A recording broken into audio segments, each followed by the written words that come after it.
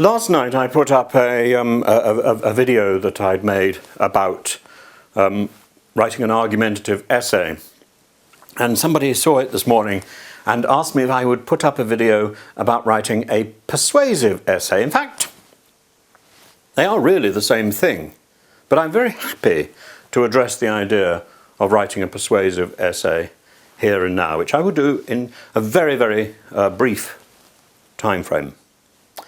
So think about the topic that you're going to be writing about. Always think about the topic. In fact, most persuasive essays are based on a question, and it's worth putting that question, writing it out and putting it above your computer if you're writing on a computer. If you're writing by hand, write it out on a separate piece of paper and just keep it in front of you all the time. It's always good to have that precise question in front of you so that you don't wander off topic.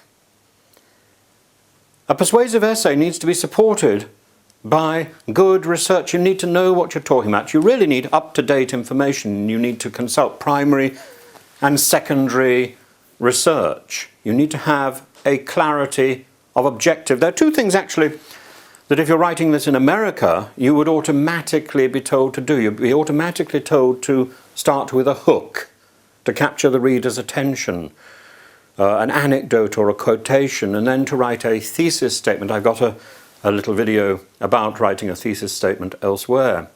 But in fact, if you're writing in the UK, we wouldn't necessarily ask you to do this, but we would ask for the same idea. That is, that you have clarity and precision about what you're going to say. You write an introduction which establishes what you're planning to do, and that introduction should then be paralleled by a conclusion that answers this is what I plan to do, and this is what I've done. You might find that you've been advised to use topic sentences or key words. It's the same principle about remaining on topic and not wandering off.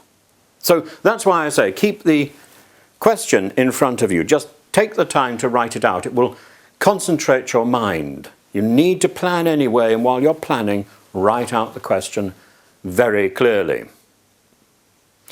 Then follow my 5-paragraph recipe for a good essay. But look at the persuasive techniques that you can use. Repetition of ideas, not of words. You're not doing some sort of oratory. This isn't rhetorical. I mean, oh my goodness, if you want to ask a rhetorical question, make sure you answer it. Actually, don't ask a rhetorical question. Rhetorical questions are for politicians and for people who are making speeches. In an essay, really, you don't want your reader to be doing any work. Oh, I hate being asked rhetorical questions when the writer then doesn't answer them. It makes me think, I've got to do some work. I don't want to. I just want to mark the essay that I've been given. Storytelling, anecdotes. Storytelling is the business that we are in, particularly if you're writing a history essay. Tell a story. Make sure that you've got an interesting thing to say to illustrate what you're talking about. Remember, you make a point, you give evidence, and you give examples. These 3 things: point, evidence, example. In a persuasive essay, you really want to deal with dissent. You want to deal with the people or with the ideas that you are dismissing. You want to deal with the opposition. Make sure you do. Make sure we know what your opinion is. Also, think of a call to action. There's no point in writing a persuasive essay and saying, I don't like this, I don't like this, if you've got nothing to put in its place. What are you calling us to do? What should we do?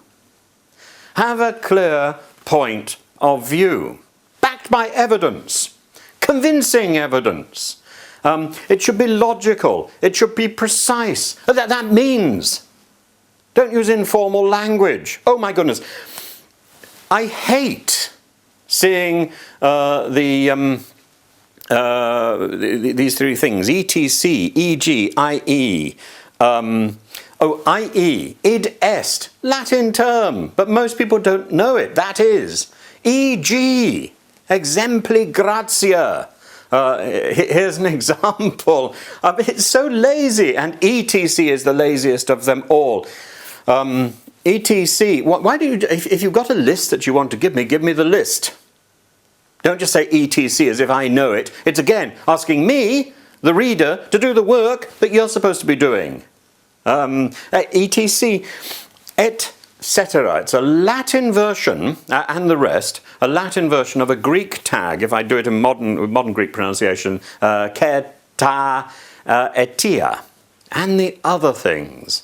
But let's know what those other things are. We want to see all that factual evidence, that solid reasoning.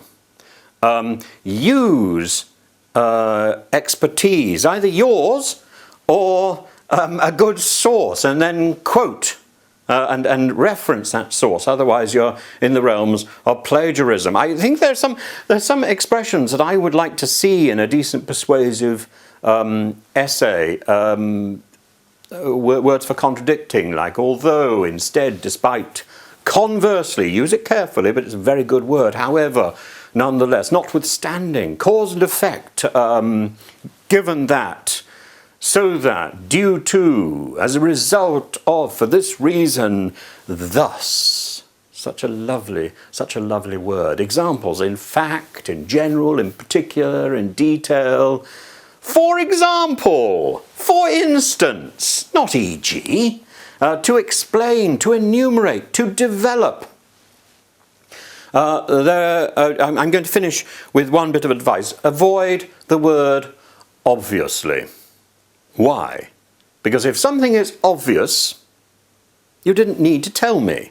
It would be obvious. And if it's not obvious, you've misused the word. So there we are. A short piece on writing a persuasive essay. I hope that answers the question that I was asked, and I hope that's of some use to you. For now, this is Tim.